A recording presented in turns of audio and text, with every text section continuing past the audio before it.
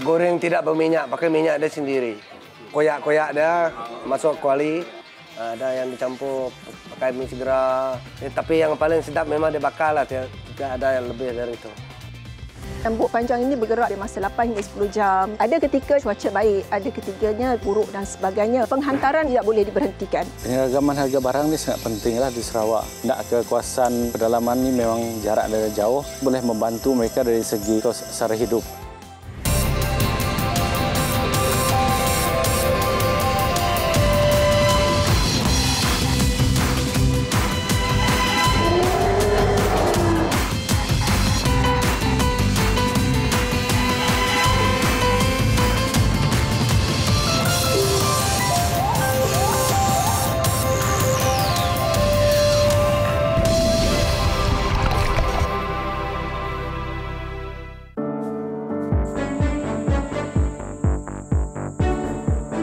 Banyak orang suka ni, kadang itu Cina pun suka makan ni, itu Melanau. Kebanyakan orang Iban lah yang gemar ni makan ni. Sebab ni nyaman ni, sedap. Kalau bakar pakai daun dia sendiri ni, dia bau harum. Ni. Lemak. Di dalam ni. Ini.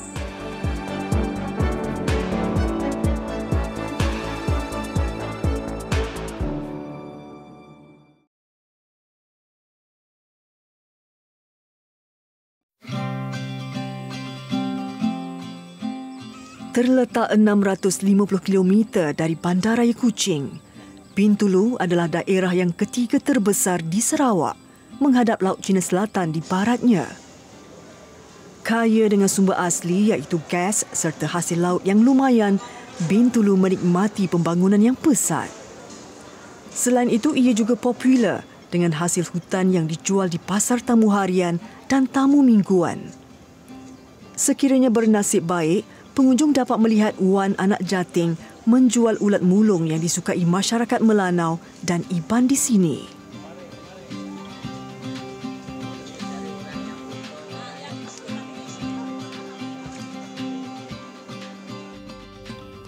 Mungkin aneh, tetapi ada yang meminatinya, sama ada makan secara mentah atau telah dimasak.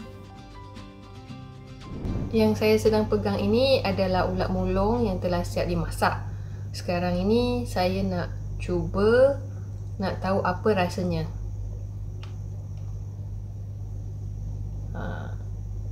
Nampak tak? Okey.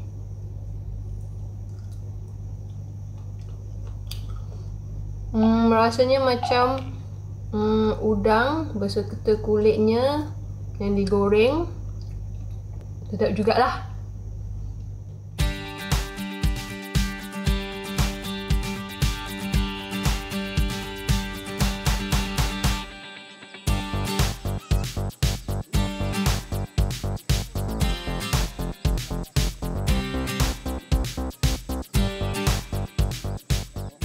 Biasanya Wan memperolehi ulat mulung daripada kenalannya, Matthew anak Ujang yang tinggal kira-kira 1 jam perjalanan dari Bandar Bintulu. Matthew adalah pengusaha ladang sawit dan secara sambilan dia akan mencari ulat mulung di hutan berdekatan untuk diberi kepada Wan dibawa ke pasar tamu. Adakala Wan juga akan menyertai Matthew mencari ulat itu yang dipanggil siet dalam bahasa Melanau atau tindoh dalam bahasa Iban.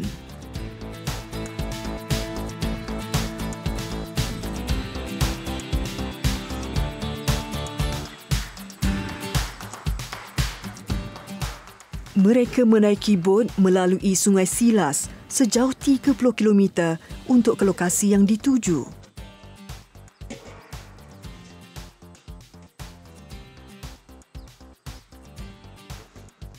Keadaan sepanjang perjalanan sungguh menenangkan dengan ditemani alam semula jadi yang damai, masih tidak terusik di pembangunan. Tetapi air tenang, jangan disangka tiada buaya. Di sungai itu banyak buaya. Ada satu besar itu kalau air cetek baru dia keluar tadi. Air besar tidak keluar. Hitam sudah.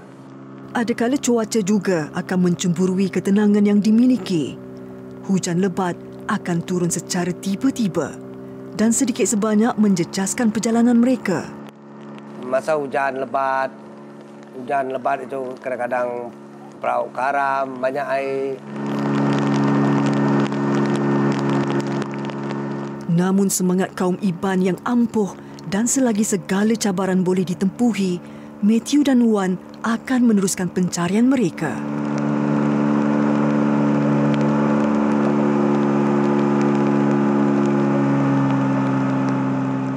Sebaik tiba di destinasi, kedua-dua sahabat ini akan ke kawasan yang dipenuhi pokok rumbia. Ulat mulung adalah sejenis lava kumbang atau dikenali juga dengan nama red palm weevil, bersarang di batang pokok rumbia yang reput. Ada juga di pokok sawit, dia ada tapi tidak banyak. Ada di pokok, kami orang Iban cakap pokok aping, pantu, ada. Mesti mau dibelah macam ni sebab kulit dia keras. Belah pakai kapak. Baru buka. Kulit dengan kayu. Kita kena kupas. Macam ni ya. Minyak dia. Ni nak cari ulat dia dalam. Mau cek dulu ada ke tidak ada. Kalau macam ini tak ada. Keras bunyi. Yang ni ada. Payah buat ni berat. Nah, ini kena duri. Nah, tengok dekat pelepah banyak.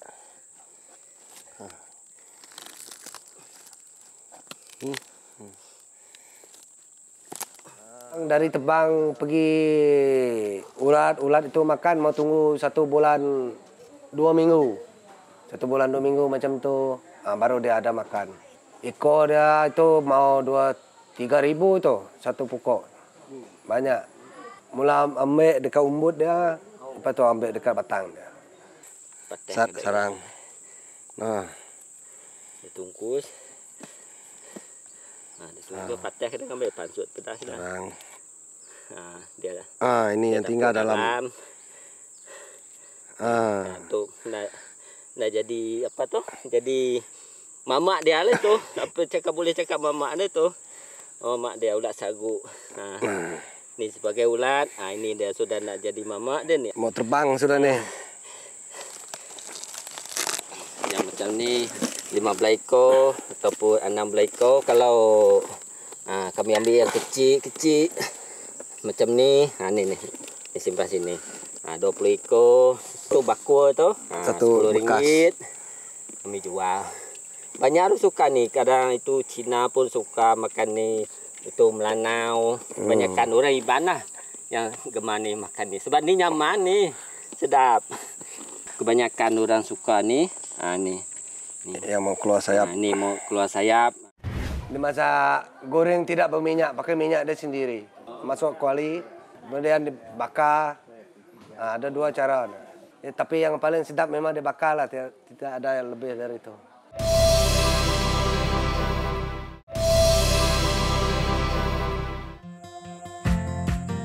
Matthew dan Wan, 2 rakan yang gemar mencari ulat mulung di belantara Bintulu, Sarawak bagi menambah pendapatan harian mereka. Matthew juga mahir memelihara ulat berkenaan, tetapi ada kekangannya. Kalau ternak, mau pergi hutan dulu, ambil dia punya batang, ambil isi dia, bawa anak dia balik, masuk dalam tongkai besin, simpan sana. Tapi tidak berapa besar lah kalau yang di ternak, tidak macam yang di hutan. Yang kalau di hutan memang ada yang besar-besar. Harapan ada bantuan untuk ternak anda. Apabila ingin menghilangkan kepenatan mencari siat atau tinduh, Matthew dan Wan akan menjamah ulat berkenaan yang dipanggang terus oleh mereka di tempat pencarian. Kalau bakar pakai daun dia sendiri ni, dia bau harum. Kalau pakai kayu-kayu yang sudah mati itu, dia ada bau asap sikit. Ini yang bagus ni, yang sedap. Yang macam ini sebab tidak angus dan masih basah lagi. Lemak keluar. Ni. Lemak. Di dalam ni. Ni. Ni macam apa ni? Macam lemak. lemak lah ni, boleh panggil lemak. Tapi lemak ni sedap. Jangan bakar sampai dia kering. Kalau air dia keluar itu manis dia dah dah habis lah. Dia ada manis lagi. Tunggu dia biar dia ada hangus-hangus sikit tu. Keluar aroma ini dia makan. Tapi kalau makan kepala buang. Ni kering. Boleh Keras, juga makan keras. tapi keras. Kepala. Cantik kan? Tidak semua batang pokok rumbia yang ditebang dua sahabat ini akan diambil ulat mulungnya. Ada yang ditinggalkan untuk bekalan kemudian hari. Tetapi risikonya, makhluk lain akan menumpang rezeki mereka. Banyak cabarannya.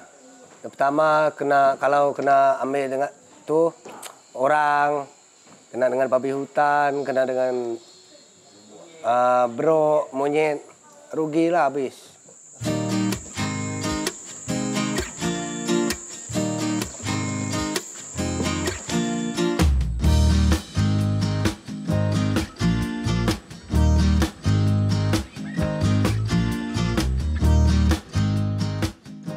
Setiba di rumah, Matthew akan membersihkan ulat mulung yang dibawa pulang sama ada diasingkan untuk jualan ataupun untuk santapan sendiri.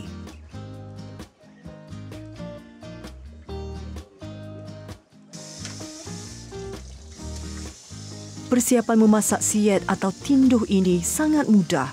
Ia hanya perlu dicuci bersih dan hidangannya juga ringkas tetapi memadai untuk menaikkan selera Matthew sekeluarga.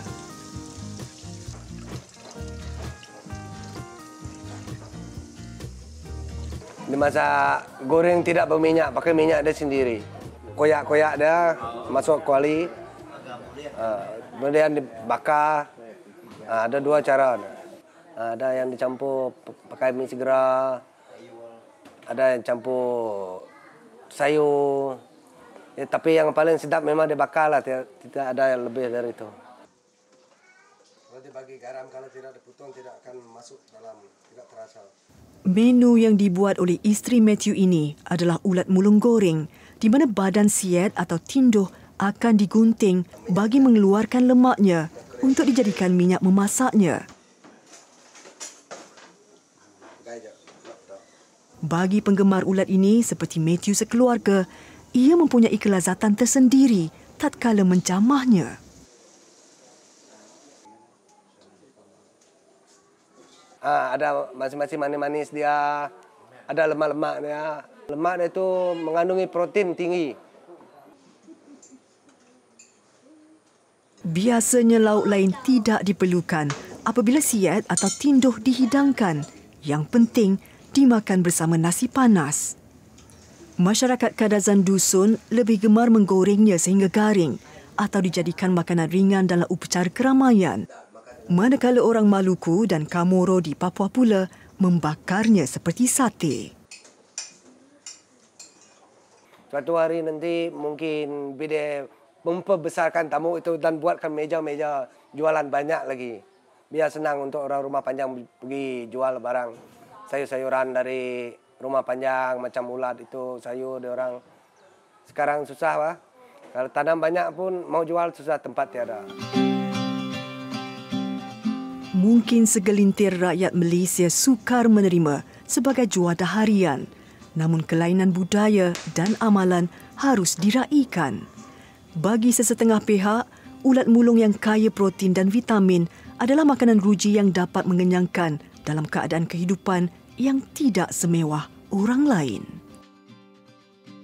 Penyeragaman harga barang ni sangat pentinglah di Sarawak. Dari bandar nak ke kawasan pedalaman ni memang jarak dia jauh. Harga di pedalaman memang mahal, terutama barang-barang yang terlibat dalam program ini.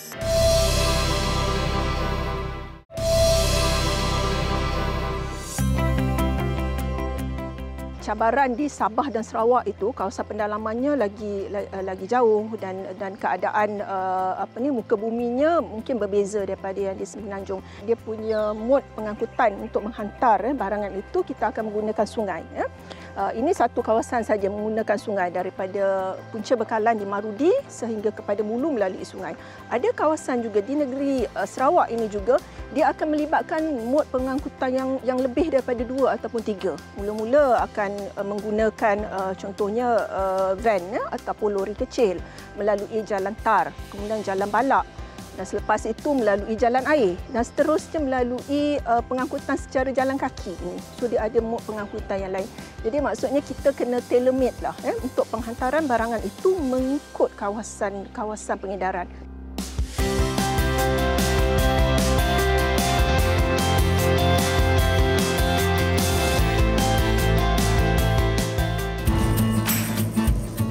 Sarawak, negeri terbesar di Malaysia dengan keluasan lebih 124,000 km persegi, diwarnai sungai, gunung ganang dan belantara. Disebabkan keadaan muka buminya, sehingga kini sistem pengangkutan di Sarawak masih bergantung kepada laluan air. Ini termasuk kawasan pelancongan tumpuan dunia seperti Taman Negara Mulu yang terletak dalam daerah Marudi, bahagian Miri.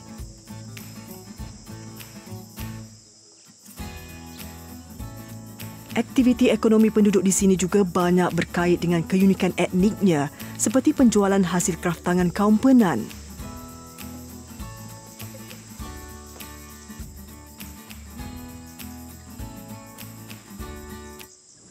Sampingan pula, ada yang bercucuk tanam untuk bekalan makanan bagi masyarakat setempat.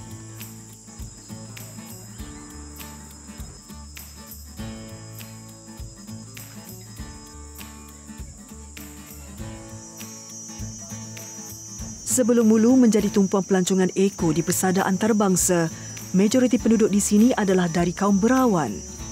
Aktiviti pelancongan membawa bersamanya peningkatan permintaan bahan asas dan makanan yang antaranya dipenuhi oleh peruncit seperti Robert Ipoy. Dekat Mulu ni ramai orang macam pelancong itu yang pekerja, kontraktor, itu jual barang sikit. Kedai runcit atau lebih disebut oleh masyarakat tempatan sebagai kantin milik keluarga Robert telah beroperasi sejak 2010. Antara barangan yang dijualnya adalah beras, minyak masak, tepung gandum, gula dan makanan harian lain. Bekalan jualannya diperolehi di Marudi, lokasi yang hanya boleh dicapai melalui Sungai Baram.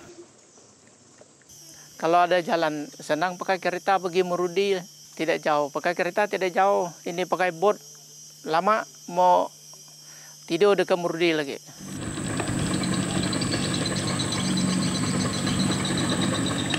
Sepanjang Sungai Baram juga terdapat kampung lain seperti Long Panai yang turut mempunyai kantin.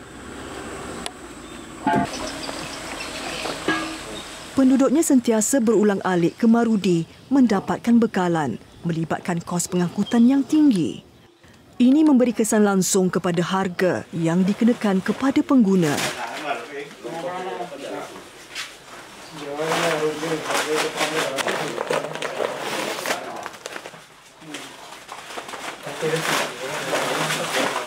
Menyedari kesukaran yang dihadapi rakyat terutama di kawasan pedalaman, pada tahun 2009, kerajaan telah melancarkan program penyeragaman harga yang dipantau oleh Kementerian Perdagangan Dalam Negeri dan Hal Ehwal Pengguna KPDN HEP.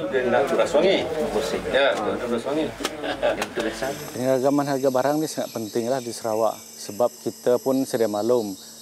Contohnya kuasa pedalaman memang jauh di pedalaman dari bandar nak ke kawasan pedalaman ni memang jarak dia jauh dan kalau nak pergi pun kita agak suka dari segi pengangkutan kita nak pergi.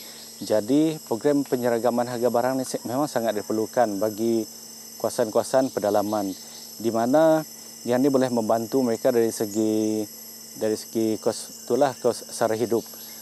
Sebab sebelum ada program penyeragaman harga barang ni, harga di pedalaman memang mahal, terutama barang-barang yang terlibat dalam program ini. Tapi bila program ini dah dijalankan, penduduk pedalaman yang terlibat mereka dapat menikmati ataupun membeli barang-barang perlu dengan harga yang sama seperti di bandar. Okay, semua okey. Sama dengan yang ni. Kira. Okey, terima kasih. Ya. Program penyeragaman harga ini juga membabitkan negeri Sabah, Kedah, Kelantan, Terengganu dan Pahang meliputi lebih daripada 700 kawasan luar bandar. Penduduk yang masih lagi jauh daripada mendapat manfaat inisiatif kerajaan untuk menyeragamkan harga, selagi itulah program ini akan wujud. Senang kata begitu. Bagi memastikan keberkesanan program ini, KPDN HEP dari Putrajaya dan Miri telah turun padang ke Marudi dan Mulu. Dengan kata mudah, tinjauan ini akan mengikuti perjalanan sekampit beras, sebungkus gula sehingga sampai kepada pengguna yang menjadi sasaran program kerajaan ini. Kalau untuk penguasaan ke kawasan Mulu ni, cabaran untuk kami adalah kami nak pergi ke kawasan-kawasan yang terlibat dalam program ini sebab jarak dia jauh. Lepas tu dia memerlukan mod pengangkutan yang berbeza. Di mana sama ada kami gunakan naik kapal terbang, lepas tu bila sampai di Mulu, kami akan menggunakan perahu. Pekan Marudi dengan jarak sejam lebih perjalanan dari Miri. Kelihatan Huang Yulung sedang menunggu ketibaan pihak KPDN HEP di jeti Sungai Baram. Dia antara kontraktor penghantaran barang subsidi. Asalnya, dia adalah seorang pemandu bot ekspres. Ekspres pun sudah macam kurang sudah. Jadi memang saya sudah tukar saya punya kerja pergi kerja tenter ini sebab kami ada lesen. Jadi di mana ada kerja kami cuba ambil lah. Melalui pengalaman Lung, untuk menjual barangan subsidi di Mulu adalah penting mempunyai kenalan di sana bagi memudahkan urusan. 5 tahun lalu, dia telah berhubung dengan Robert untuk membantunya. Gunakan orang kampung punya perahu sebab dia orang punya perahu pun selalu ada datang beli barang. Jadi dia orang memang suruh kami pakai dia orang punya perahu naik lah. Sebab dia orang biar perahu sudah datang mesti mau balik. Jadi dia minta kalau sini ada barang, kita sewa dia orang lah, sewa perahu dia orang tu. Barangan di bawah program penyeragaman harga yang dibawa Lung ke Mulu adalah gas petroleum cecair, LPG, petrol RON 95, diesel, beras putih, minyak masak tulen, gula putih bertapis kasar dan tepung gandum. Banyak orang baru pintar pergi sana, buat bisnes sana. Jadi orang Mulu sangat ramai sekarang. Kalau kita tengok kota sekarang ni, memang ada kurang lah. Jadi orang kampung kadang-kadang tidak cukup barang yang dia mahu tu, tidak sampai sana terus habis. Tidak sampai ujung bulan sudah habis. Kita berharap kerajaan dapat tambah kota sikit untuk area sini lah, area Mulu lah. Datuk Roziah Abudin, Timbalan Ketua Setiausaha Pembangunan Perdagangan Dalam Negeri KPDN HEP yang menyertai penghantaran barangan ke Mulu kali ini menyatakan dalam program berkenaan, kerajaan menanggung kos pengangkutan dari pembekal ke kawasan pedalaman terpilih. Setiap program yang melibatkan subsidi kerajaan itu, selain daripada ada cabaran dan kesusahan yang perlu dihadapi itu, ia juga melibatkan satu bentuk implikasi kewangan yang tinggi kepada kerajaan. Dan implikasi kewangan yang tinggi kepada kerajaan ini bermaksud peruntukan wang awam yang digunakan itu untuk disampaikan kepada pihak-pihak yang berhak untuk menerima itu, dia perlu diuruskan dengan satu kaedah yang sistematik. Kita panggil satu kaedah yang sistematik sebab ia tidak mudah untuk dilaksanakan. Sebab akhirnya dia akan memberi kesan kepada penerima ataupun beneficiaries, penerima manfaat dalam program ini. Usai barangan Lung diletakkan ke dalam bot besi Robert, mereka menunggu pagi untuk memulakan perjalanan.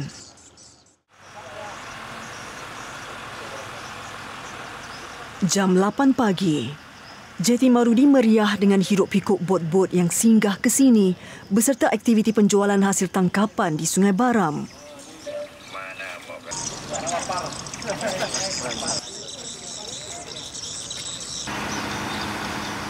Di satu penjuru lain, Long berjalan ke arah bot besi Robert.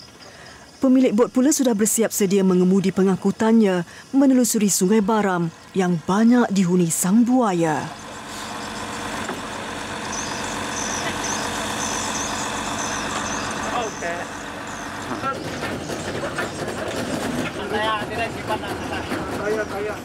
Yang susahnya kalau di Mulu ni, kalau musim kemarau, itu susah mau ambil bakalan macam Petro dari Merudi lah.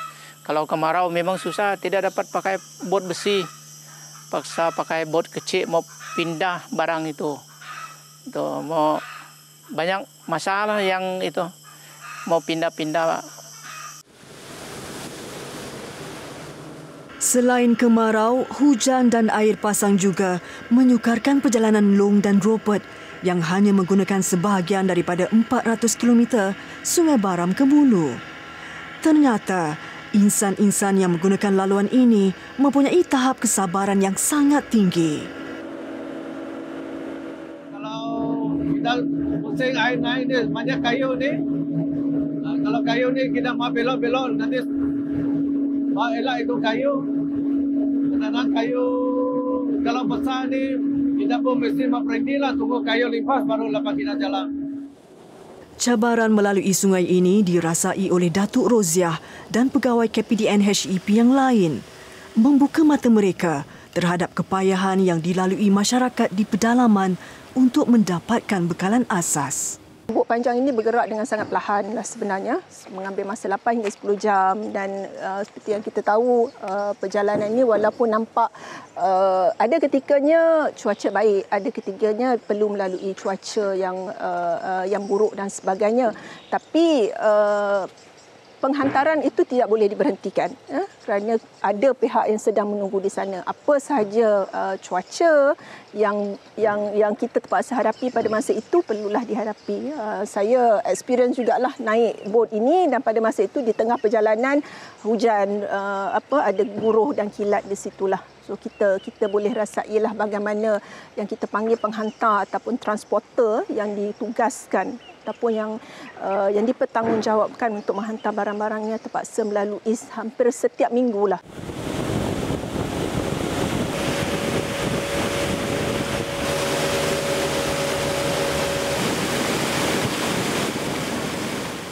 Minyak ini sangat perlulah bagi kami di sini sebab ada kegunaan kami di sini banyak bang. Untuk generator, motorbot. Kalau harga biasa punya ada mahal. Kalau ada macam subsidi, meringan sikitlah kami punya beban.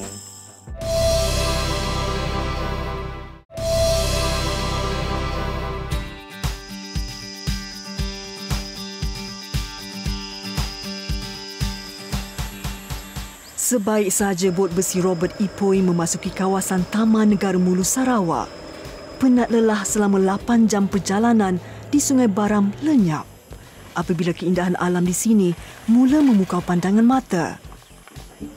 Sebelum barangan subsidi yang dibawa dipindahkan dari bot ke kedai runcit Robert, Huang Yulong memeriksa dahulu keadaannya.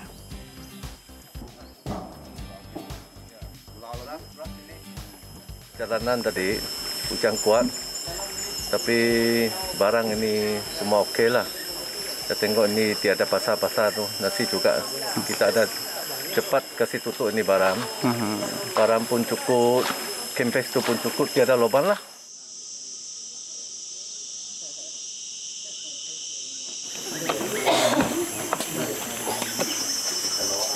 Di sini terdapat beberapa kampung kecil dan masing-masing mempunyai kantin sendiri. Namun tidak semuanya menjual barangan di bawah program penyeragaman harga.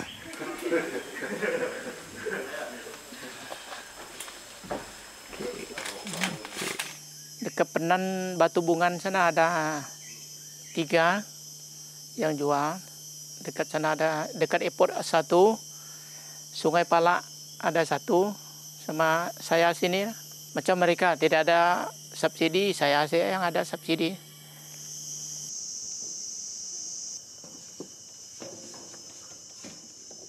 Kedai runcit Robert berada di bahagian dalam rumahnya. Dia juga mempunyai stor khas untuk menyimpan gas petroleum cecair LPG, petrol RON 95, diesel dan gas. Semua barang ini mempunyai permintaan yang sangat tinggi di kalangan masyarakat tempatan.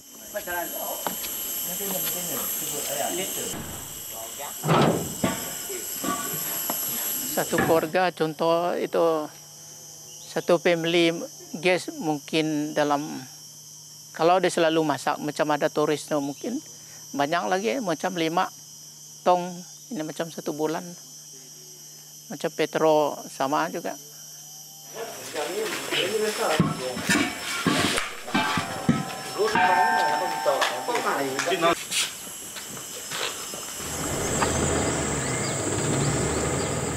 Kaki tangan KPDN-HEP akan kerap membuat pemantauan terhadap barangan subsidi di sekitar Miri termasuk Mulu. Untuk program penyeragaman harga barang ni, kami pantau yang melibatkan barang perlu, LPG, petrol dan diesel saja. Untuk pemilihan pos di sesebuah kawasan yang terlibat dengan program penyeragaman harga barang akan dipilih oleh transporter sendiri yang mana sesuai untuk dijadikan sebagai pos supaya dia lebih dekat dengan pengguna ataupun penduduk di kawasan-kawasan tersebut. Antara tugas mereka ialah memastikan peruncit mematuhi harga subsidi yang ditetapkan serta mempunyai stok bekalan mencukupi.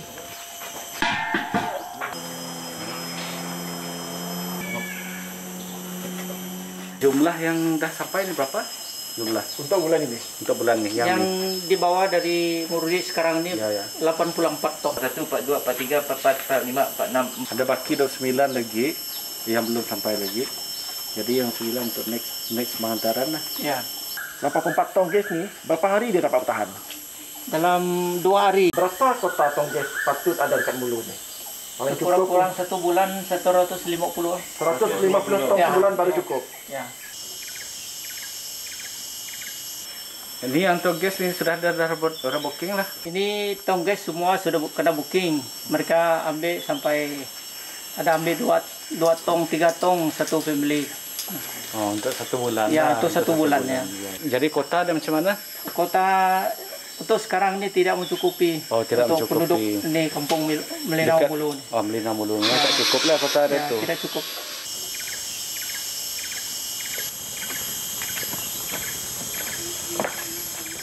Tugasan MOS dan pasukannya mempunyai risiko tersendiri tetapi akan menjadi lancar apabila mendapat kerjasama peniaga seperti Robert.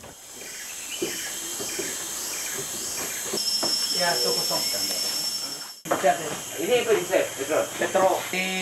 Kadang 5 tong satu hari. Ini petrol untuk itu motorboat. Untuk motorboat. Untuk motorboat, diesel untuk engine set, generator.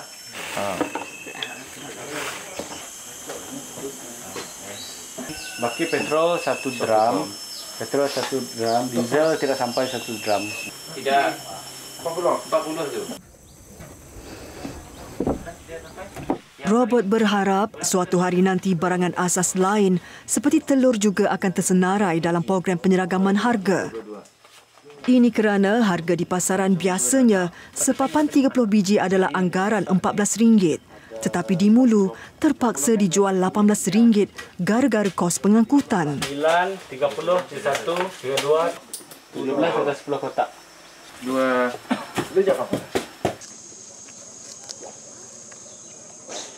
Elvis Joran Gurong adalah antara pelanggan tetap Robert. Selain makanan harian, Elvis akan kerap membeli diesel di kantin Robert. Sekiranya terputus bekalan minyak itu, maka bergelaplah dia bersama isteri dan anaknya.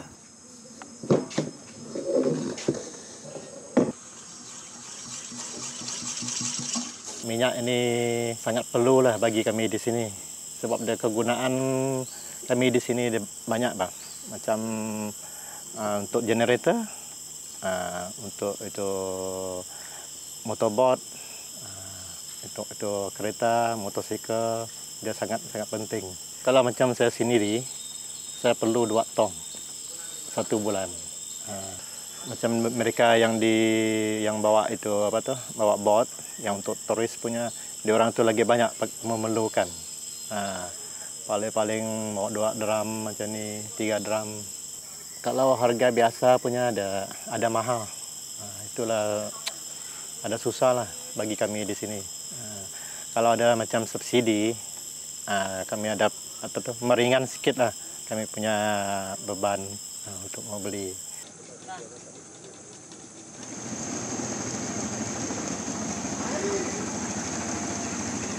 Elvis juga menyatakan keperluan ketara di Mulu adalah bekalan air bersih. Setakat ini mereka banyak bergantung kepada air semula jadi dan mineral. Tetapi mineral bukanlah barangan di bawah program penyeragaman harga.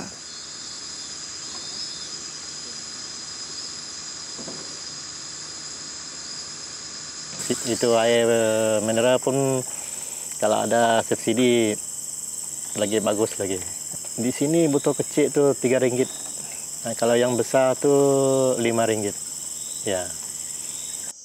Mungkin satu hari nanti kebergantungan terhadap barangan subsidi di sini akan berubah dan kos sara hidup dapat diringankan apabila jalan raya diwujudkan dan bekalan tenaga elektrik disalurkan bagi menyinari kehidupan mereka. Kalau Cisco ada minyak subsidi ini pun ada kurang sikit untuk belanja macam diesel. Tapi macam petrol masih memerlukan tu. Kalau ada Cisco ada kurang sikit beban kami. Tak perlulah nak beli minyak lagi diesel macam tu. Sebab diesel ni dia perlu untuk generator. Keperluan generator. Tapi petrol dia masih perlu, sangat perlu tu. Setakat ini beginilah hari-hari yang dilalui Elvis dan penduduk lain. Generator akan menjadi peneman setia mereka pada waktu malam.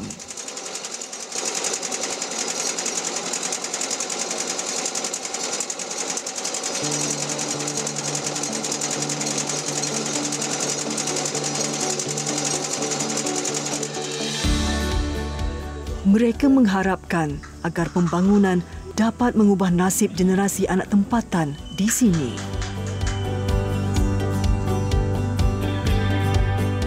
Program penyeragaman harga bukanlah satu propaganda. Kebaikannya dapat dihargai si penerima, terutama yang berada nun jauh di pedalaman. Walaupun merealisasikannya bukanlah mudah, ia tetap diusahakan sebaik mungkin pihak yang bertanggungjawab. Objektif utama program penyeragaman harga barang keperluan ini dibuat adalah bagi memastikan rakyat Malaysia yang tinggal di kawasan yang jauh daripada sumber bekalan itu mendapat bekalan pada harga yang sama yang telah ditetapkan ataupun harga yang telah dikawal oleh kerajaan. Kerana kalau kita lihat bagi mereka yang duduk di kawasan pedalaman yang jauh daripada kawasan bandar dan sebagainya, isu seperti kos pengangkutan dan kos logistik itu akan menyebabkan harga barangan itu meningkat berkali ganda. Memang betul ada yang mendakwa bahawa kuota tersebut tidak mencukupi. Seboleh mungkin kerajaan akan memastikanlah kuota itu mencukupi dan juga ia tertakluk kepada peruntukan yang telah diluluskan oleh pihak Kementerian Kewangan.